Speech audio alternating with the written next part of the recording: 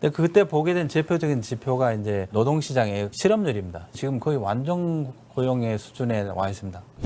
나 이거 하고 싶다 이력서를 넣으면은 20분 만에 기본 그 봉급까지 딱 나옵니다. 이게 경험해 보지 못한 미국의 노동시장입니다.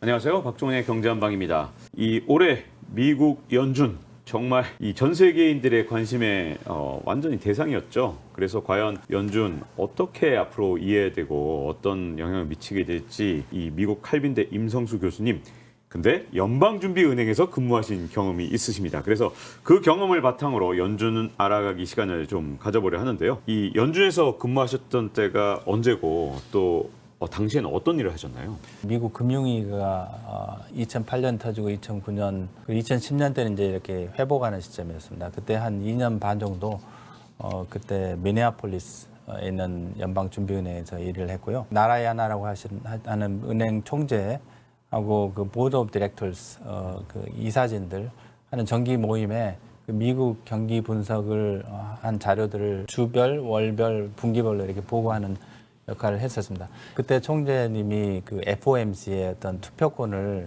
갖게 되는 시점이었거든요. 근데 많은 분들이 사실은 이 연준에 대해서 뭐라고 생각하시냐면 아니 도대체 이렇게 엄청난 것들을 결정하니까 그냥 조금만 결정이 바뀌어도 세계 경제가 막 휘청휘청한단 말이죠. 그러니까 만약에 연준 또는 지역 연은이든 부패에 있다면 혹은 의사결정 과정에서 이 사리사욕을 채운다든가 그러면 진짜 정말 위험하겠다 이런 생각을 하는 경우가 참 많아요.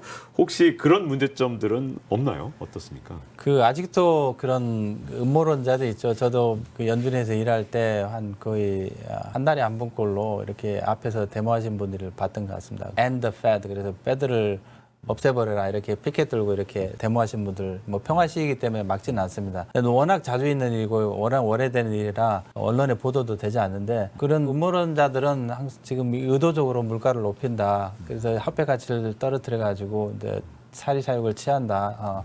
그런 주장을 하시는데 사실 연준 시스템을 만들 때 미국이 가장 신경 썼던 부분이 뭐냐면 소수의 엘리트 그룹이 미국 중요한 경제 정책을 좌지우지하는 것을 막아야 된다. 그런데 굉장히 신경을 썼습니다. 근데 연방준비제도 이사회 7명 위원들이 있는데 이분들은 그 대통령이 지명을 하고 상원 의원들이 검증을 해가지고 인준을 해준 그런 상황입니다. 상원 의원은 아시다시피 50개 주에서 뭐 인구에 상관없이 주마다 2명씩 들어가기 때문에 각 주별로 목소리가 들어가야 된다는 그런 차원에서 상원 의원들의 허가를 받아야 되고 전 미국을 12개 정도의 구역으로 나눴습니다. 그래가지고 12개의 페더럴 리저브 뱅크가 있는 거죠. 제가 일했던 곳은 페더럴 리저브 뱅크 오브 미네아폴리스고 그 12개의 그 프레지던트들이 함께 의사 결정을 하게 됩니다. 가장 큰 의사 결정 기구가 뭐냐면 FOMC라고. 근데 그 FOMC 미팅에서 보드 오브 거버너스 7명과 5명이 여기서 순번대로 들어가게 됩니다. 총 그러면 7명 플러스 5명이니까 12명이 되겠죠. 12명이 이제 거기 토론을 해가지고 거기서 이자율을 높일 것인지 낮출 것인지. 그럼 12명에서 누가 5명이 들어갈 것인가? 그러면은 이제 뉴욕 페드 같은 경우는 늘 들어가면 매년. 근데 투표권은 없더라도 이틀 동안 토론을 해가지고 최종 투표는 투표권 있는 사람, 지역은행장과 그다음에 보드 오브 거버너스 7명이 그 투표로 결정을 하게 됩니다. 이런 것들이 어떤 한두 사람에 의해서 결정되는 구조는 아니고요. 각 주의 어떤 메시지를 다 반영하게 되는 그런 구조되었습니다.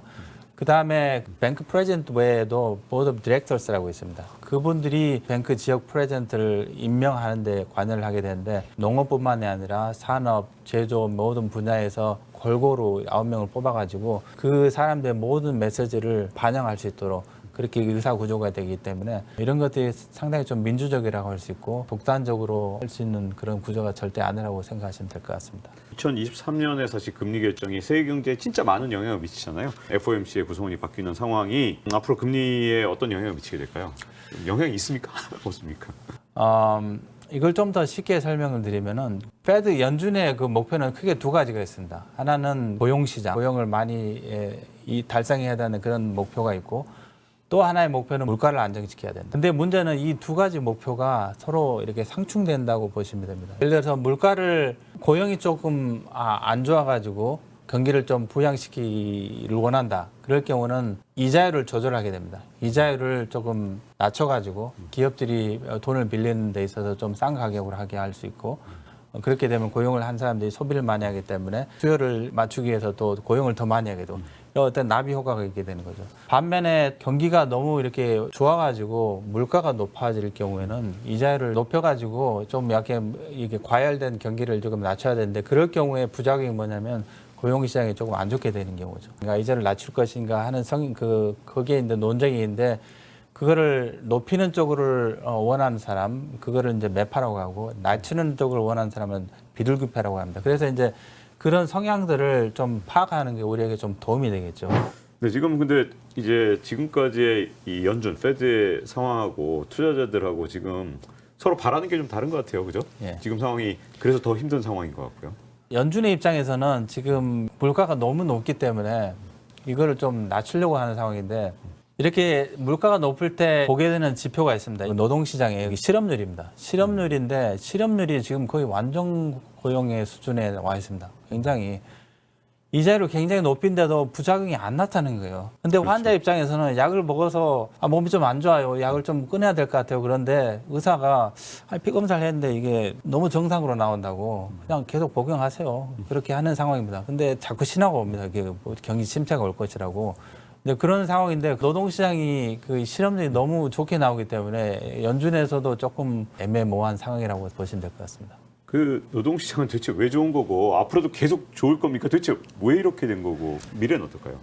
그 노동시장에서 그 실업률이 좋게 나오는 경우가 크게 두 가지가 이렇게 교과서적인 케이스인데요. 하나는 정말 경기가 좋아가지고 실업률이 좋게 나오는 경우가 있고 두 번째는 뭐냐면은 이렇게 이력서를 좀 보내는데 뭐 연락이 없으니까 중간에 포기해버린 거예요. 취업 포기자. 네, 문제는 뭐냐면은 이렇게 취업 포기를 하는 순간에 실업률에서 계산에서 제외가 돼버립니다. 이란이 지금 대표적인 경우인데 미국의 압박 경제 제재 때문에 모든 경기 지표가 안 좋게 나오는데 실업률이 개선이 되고 있어요. 제가 지금 연구를 해보니까 이 사람들도 낙담한 실업자들이 노동자들이 많아가지고 실업률이 좋게 보이는 효과가 나타난 겁니다. 근데 지금 미국은 경기가 좋은 것도 아니고 두 번째 그 낙담한 그 노동자의 그런 경우도 아닙니다. 그럼 뭐냐면은 노동시장에 불균형이 있습니다. 수요와 공급에 굉장히 불균형인데 엄청나게 지금 일꾼이 부족합니다. 일할 사람들이. 그래서 뭐 스쿨버스도 운전할 사람이 부족하고 학교에서 교사도 부족하고 뭐 딜리버리 그 하는 운전사도 부족해가지고 뭐 그 딜리버리 회사 UPS 같은 경우는 이력서를 넣으면 20분 안에 공식 오퍼가 나오는 정도로 취업하는데 20분밖에 안 걸리는군요. 그냥 대단합니다. 진짜 딱 20분이면 취업?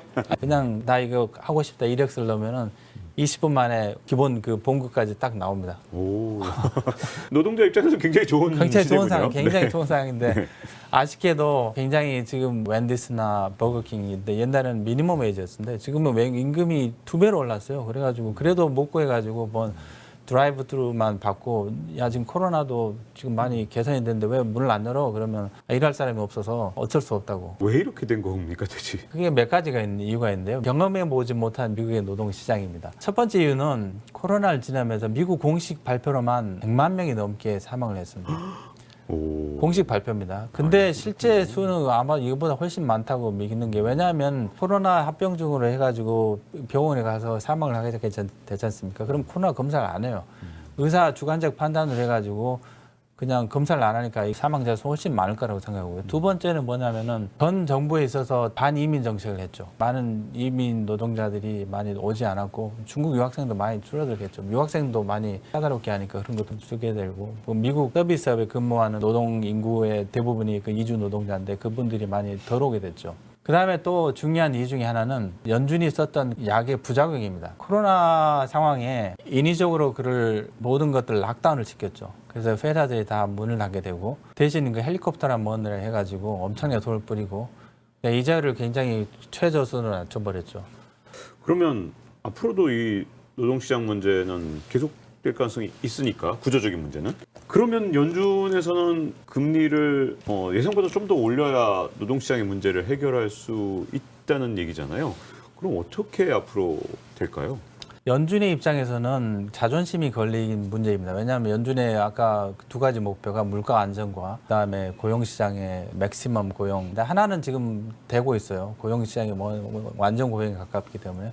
근데 물가가 보통 타겟 인플레이션 레이트 2%입니다. 근데 지금 8%에서 7% 약간 낮아졌는데 이것도 사실 연준 입장에서는 굉장히 좀 자존심이 걸린 문제이기 때문에 이거를 어느 정도까지 낮추려고 할 것인지 이게 참 문제입니다. 연준이 걱정하는 거는 이제 경제학자들이 더 신경 쓰는 부분 중 하나가 이제 그냥 인플레이션이 아니라 기대 인플레이션이라는 게 있습니다. 무슨 말인가 하면 예를 들어서 최근에 이제 저희 학교에서 교수들한테 임금 올해 4% 일괄적으로 인상시키겠다고 이제 발표를 했는데 두 가지 부류의 반응이 있습니다. 뭐 하나는 야 괜찮네. 뭐 물가는 좀 이따가 떨어질 때니까 뭐 4% not bad. 다른 분은 뭐냐면은 지금 물가가 7% 8%인데 이게 4% 가지고 감당이 안 되지 않느냐. 물가의 반밖에 안 올려졌다. 예, 이렇게 그러니까 생각할 수 그렇게 있겠네요. 해야죠. 기대 인플레이션이라는 것이 7% 8% 많이 떨어지지 않을 거라고 생각하시는 분들입니다. 그런 부분들은 해피하지 않죠. 항상 임금이 더 올라야 된다고 생각하는 부분이고 기대 인플레이션이 지금 너무 높다. 결국은 떨어질까 하는 사람들은 해피할 것이고. 근데 만약에 이 높은 물가율이 계속 지속이 되면 지금 연준 그 파월 의장도 가끔 하는 얘기가 이게 지금 그 기대 인플레이션이 5% 이상에서 이렇게 고정될 확률이 높다. 그렇게 되면은 4% 가지고는 어느 누구도 해피하지 않게 되겠죠. 그래서 이제 그 가장 염려하는 부분이 5% 정도에서 포기를 해야 된다 그런 주장하는 분들인데 만약 그렇게 되면은 5%가 기대 인플레이션이 돼버리면은 임금 상승률도 항상 5%가 돼야 되는 거예요. 앞으로 미래 더 낮추기가 힘들게 되게 된 거죠. 그래서 이제 가장 굉장히 지금 어려운 상황이 뭐냐면 연준이 결국은 그 인플레이션을 낮춰야 되는 그런 생각이 있는데 고용시장은 노동시장은 지금 완전 고용이고 그렇기 때문에 여기에 근거해 가지고 밀어붙일 가능성이 있죠. 매파 입장에서는 지금 실업률이 괜찮잖아. 뭐 부작용 why not 이런 식으로 해버리고 이렇게 밀어붙이게 되면은 투자자 입장에서 굉장히 좀 난처한 상황이 되게 되는 거죠. 네, 그러면 미국 경제가 내년 경기 침체가 올 것이다라는 목소리, 그것도 요즘에는 그런 주장하시는 분들은 이제 확실하다 이렇게 말씀하시는 분들이 좀 있어요. 그러면 미국 경제는 앞으로 내년에 진짜 침체를 맞게 될까요? 어떻게 될까요?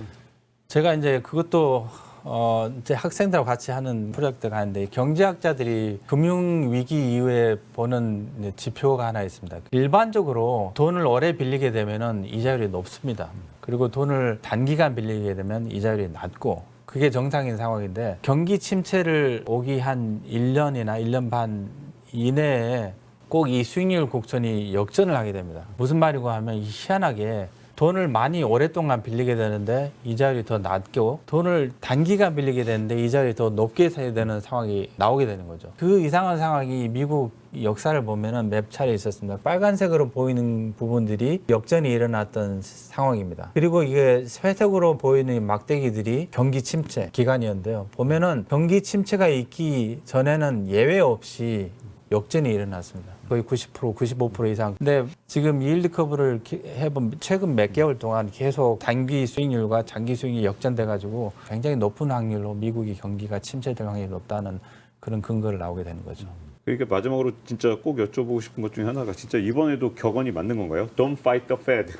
연준에 맞서지 마라. 이번만큼 진짜 절실하게 느낀 적이 없는 것 같아요, 진짜. 무섭기도 하고요. Don't fight the Fed라는 말은 이제 이자를 올릴 때는 자산 가격이 많이 낮춰지기 때문에 거기 그런 투자했던 것을 피해 가지고 다른 데 투자를 하고 이자율이 낮을 때는 또 거기에 맞춰서 투자를 하라는 그런 이유에서 나온 말인데요.